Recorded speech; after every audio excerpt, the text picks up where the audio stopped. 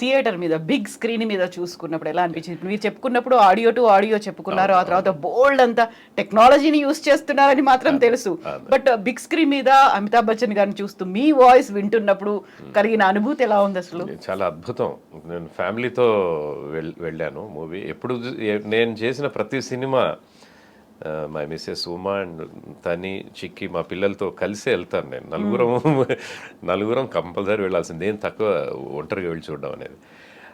First నేను రావడం, car park చేసి రావడం లేట్ అయింది. మా పాప చెప్తోంది, ఫస్ట్ మీ డైలాగ్తో స్టార్ట్ అయిందన్న అని చెప్పాను. సెటిల్ అయ్యి కూర్చొని చూసాము ఆ సీను. చాలా చాలా ఆనందం వేసింది. బట్ అది నా వాయిస్ యాజ్ ఇట్ ఈజ్గా ఉంది. ఆ తర్వాత వచ్చే సీన్స్ చూస్తుంటే అసలు థ్రిల్. అంటే ఇంత బిగ్, మీరు అన్నట్టు మామూలుగా డబ్బింగ్ చెప్పినప్పుడు ఇంత బిగ్ స్క్రీన్స్ ఉండవు. బట్ ఆ బిగ్ స్క్రీన్ మీద ఆ ఫ్యూజన్, ఆ సౌండ్లో, డాల్బీ సౌండ్ సిస్టంలో వింటూ ఉంటే ఇంకా అసలు ఒక గొప్ప అనుభూతి. అంటే చాలా సినిమాలు నేను బాంబే యాక్టర్స్కి చాలామందికి చేస్తున్నాను. ముఖేష్ రుషి, ప్రదీప్ రావత్, ఆశీష్ విద్యార్థి, అట్లా తెలుగులో సుమన్ గారికి కానీ ఇంకా నంబర్ ఆఫ్ ఆర్టిస్టులకు చెప్పాను. కానీ ఇది ఒక డిఫరెంట్ ఫీల్ అనమాట. ఇది చాలా కంప్లీట్గా, ఇది మాటల్లో చెప్పలేంది, నో వర్డ్స్. మొత్తానికి కోరిక కూడా నెరవేరింది. బచ్చన్ గారికి చెప్పామన్నా ఇది. అవును కదా, అప్పుడెప్పుడో ఆయన్ని కలవాలనుకున్నారు. బట్ ఇప్పుడు ఆయనకే మీ గాత్రం అనేది ఇవ్వడం అనేది ఒక డ్రీమ్ అంతే. డ్రీమ్ అది చాలా. ఇప్పటిదాకా ఎంతమంది ఇలాంటి కళాకారులకు మీరు వాయిస్ ఇచ్చారు? I'm talking only on big screen కి సంబంధించి, ఓన్లీ సినిమాలకి, సీరియల్, మిగతా యాడ్స్ అనేవి తర్వాత మాట్లాడుకుందాం. దాదాపు నేను చేసింది 1000 సినిమాలు ఆల్మోస్ట్ ఆల్ కంప్లీట్ అయినాయి. డబ్బింగ్, స్ట్రైట్ అన్నీ కలిపి నా కెరీర్ బిగినింగ్ నుంచి కూడా దాదాపు నేను రిపీట్ అయిన ఆర్టిస్ట్లో ఒక 200 దాకా ఉన్నా. ఒక 800 మందికి చెప్పినట్టే మనం కొత్తగా. మొత్తానికి ఒక 800 ఆర్టిస్ట్ ఆల్మోస్ట్ ఆల్. ఇది గాడ్స్ గిఫ్ట్, నటరాజు ఆశీస్సులు, వాగ్దేవి కటాక్షం అని అనుకుంటాను. ఎందుకంటే ఒక నటుడు జీవితంలో తను నటించిన దానికి తను అద్భుతంగా డబ్బింగ్ చెప్పుకుంటాడు. అది పరిపూర్ణమైన నటన. అది అల్టిమేట్గా దాన్ని మనం కాదనలేము. కానీ ఒక డబ్బింగ్ ఆర్టిస్ట్కి ఒక అదృష్టం ఏంటంటే ఇంతమంది ఆర్టిస్టులకి మనం వాయిస్ ఇవ్వగలగడం. At the time of dubbing, violet dubbing, ఆ నటుల గొప్పతనం ఏంటో మనకి తెలిసి రావటం. ఒక్కొక్కళ్ళు ఒక్కొక్క పుస్తకం అనంటే మనం ఒక 1000 పుస్తకాలు చదివినట్టే మనం. అసలు ఎంతమంది మహానటులు, వాళ్ళ ఏం నటన, అసలు ఎందుకు ఇంత గొప్ప వాళ్ళు అయ్యారు వాళ్ళు. నేను చాలా సినిమాలు ప్రకాష్ రాజ్ గారికి నేను ట్రాక్స్ చెప్పాను. అందులో 1-2 రిలీజ్ కూడా అయినాయి. యముడు ఒకటి అందులో.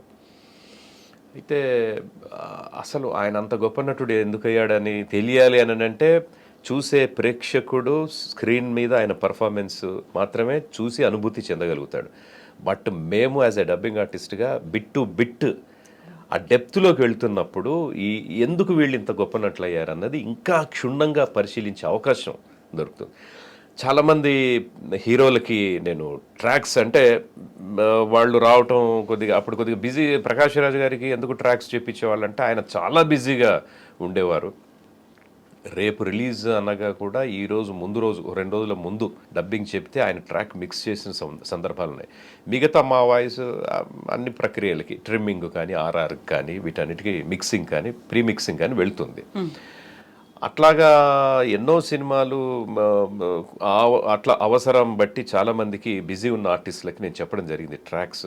మీరు ట్రాక్ చెప్పారు, ఇది చాలా బాగుంది, దీన్ని ఇలాగే ఉండనివ్వండి అన్నది ఏదైనా ఉందో? ఒరిజినల్ దానికి హీరోల్ని వాళ్ళని పక్కన పెట్టి, క్యారెక్టర్ ఆర్టిస్ట్ని పక్కన పెట్టి, ఆర్సీఎం గారు మీరు చెప్పిన ట్రాక్ చాలా బాగుంది, గో హెడ్ విత్ దిస్ అన్నది ఉందా? ఉంది. మురళీ శర్మ గారికి ఓకే, ఫస్ట్ మూవీ నాని గారి మూవీ చేశారు కదా, ఆ మూవీలో చెప్తే బన్నీవాసు గారు ఎవరన్నారంటే చాలా బాగుంది, బాగా చెప్పారు, బాగా మ్యాచ్ అయ్యింది కూడా, ఉంచేయచ్చు అని. ఆల్మోస్ట్ ఆల్ అలాగే కొద్దిగా మిమిక్రీ కూడా తెలుసు కాబట్టి కొద్దిగా కైండ్ ఆఫ్ ఇది చేశాను కాబట్టి బాగుంది, ఉంచేద్దాం అని కూడా అనుకుని, లేదు మురళీ శర్మ గారు తెలుగు చాలా బాగా చెప్తారు, ఆయన ఆల్మోస్ట్ అలా ఆయన డబ్బింగ్స్ అన్ని ఆయన్ని చెప్పుకుంటారు కదా అని చెప్పేసి ఆ సినిమాకి మళ్ళీ ఆయన వచ్చి డబ్ చేయడం జరిగింది. అదొకటి అన్నారనమాట, చాలా దగ్గరగా చెప్పావు, ఉంచేద్దాం అనుకున్నాం ఒకనొక టైంలో, బట్ మురళీ శర్మ గారు వెరీ పర్టికులర్, ఆయన వచ్చి చెప్పారు. తెలుగు నేను ఆయన బాగా మాట్లాడగలుగుతారు, తెలుగువారు కదా ఆయన, అట్లాగానే ఆయన మిస్ అయ్యి లేదు అని అంటే ఇంకా అది ఉంచేసేవాళ్ళేమో.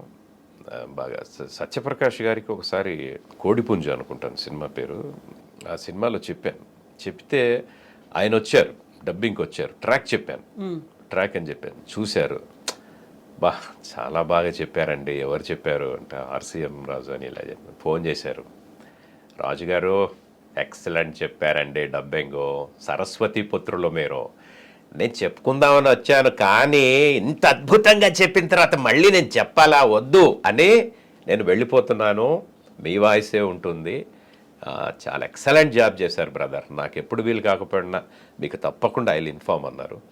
అలాగే ఏ సినిమా ఉన్నా ఆయన సత్యప్రకాష్ గారు కూడా చాలా ఎంకరేజ్ చేస్తారు. సుమన్ గారు డబ్బింగ్, సార్ డబ్బింగ్ ఎప్పుడు వస్తారంటే లేదు నాకు ఆర్సీఎం రాజు డబ్బింగ్ చెప్తున్నారు ఇప్పుడు, ఆయనతో చెప్పించుకోండమ్మని ఆయన ఎంకరేజ్ చేస్తారు. అంటే పర్టికులర్గా చాలామంది నా ఫ్రెండ్స్ రాజేంద్ర వీళ్ళందరూ వాయిస్ నాది ఉండాలని కోరుకుంటారు నటులుగా. దిల్ రమేష్కి నేను ఫస్ట్ దిల్ సినిమాలో చెప్పినప్పుడు మొన్న ఈ మధ్య ఒక వేదిక మీద కలిసి నేను రాక ఒక మంచి క్యారెక్టర్ వస్తే నాతో డబ్బింగ్ చెప్పించలేని బాధపడ్డాను నేను, బట్ చూసిన తర్వాత ఎందుకు చెప్పించారని అర్థమైంది. ఆ సినిమా పేరే నాకు ఇంటి పేరుగా మారడానికి ఫస్ట్ మీరు అక్కడ ఇదయింది. తర్వాత ఆయనే చెప్పుకుంటున్నారు. స్టార్టింగ్లో చాలామంది ఆర్టిస్టులకి, పెద్ద పెద్ద హీరోలకి కూడా డబ్బింగ్ ఆర్టిస్టులు వర్క్ చేసిన సందర్భాలు ఉన్నాయి. అంటే రాజశేఖర్ గారికి, సుమన్ గారికి మన సాయి కుమార్ అన్నయ్య అద్భుతంగా చెప్తారు, అందులో తిరుగులేదు. అంటే ఈ గొప్ప విషయం ఏంటంటే వీళ్ళిద్దరూ అంటే తెలుగు సినిమాల్లో సూపర్ స్టార్స్గా అద్భుతమైన హిట్స్ ఇచ్చారు కాబట్టి ఇద్దరు వాళ్ళకి అద్భుతంగా చెప్పారు. కానీ ఒక తెలుగు వచ్చిన నటుడికి మనం తెలుగు చెప్పడం అంటే అఫ్కోర్స్ కొద్దిగా లాంగ్వేజ్ అటు ఇటుగా ఉంటుందని చెప్పి స్టార్టింగ్లో చెప్పించి ఉండొచ్చు. తెలుగు వచ్చిన వాళ్ళకి చెప్పడం చాలా కష్టం. వాళ్ళు లైక్ ఇందాక మురళీ శర్మ గారు అనుకున్నాం కదా, వాళ్ళు ఒక పట్టాన యాక్సెప్ట్ చేయరు. మేము బాగా చెప్తున్నాం కదా, మా వాయిస్తోనే మేము క్లిక్ అవ్వాలనుకున్నాం కదా, అయినప్పటికీ కూడా స్టార్టింగ్లో కొంతమందికి డబ్బింగ్ ఆర్టిస్టులు వర్క్ చేసిన తర్వాత మళ్ళీ వాళ్ళ వాయిసులతోనే రాణించారు. చాలామంది ఆర్టిస్టులు ఉన్నారు, మా జయభాస్కర్ గారు, స్వర్గీయ జయభాస్కర్ గారు, అందులో తర్వాత రతనన్నయ్య, రవిశంకర్ గారు, సాయి కుమార్ గారు, శ్రీనివాసమూర్తి గారు, వాయుపుత్ర నాగార్జున ఇక్కడ చాలా పాపులర్, కుంచే రఘు గారు, ఇట్లా చాలామంది హీరోస్కి వాళ్ళు మొదట్లో ఇనీషియల్ డేస్లో చెప్పారు. కానీ ఆ తర్వాత వాళ్ళు బాగా క్లిక్ అయిన తర్వాత మన ఆర్టిస్ట్ శివాజీ గారు నితిన్కి జయం ఈ సినిమాలు చెప్పారు కదా, ఆ తర్వాత మళ్ళీ నితినే కంటిన్యూ అవుతున్నాడు. అట్లా కొన్ని సందర్భాల్లో జరుగుతుంది అది.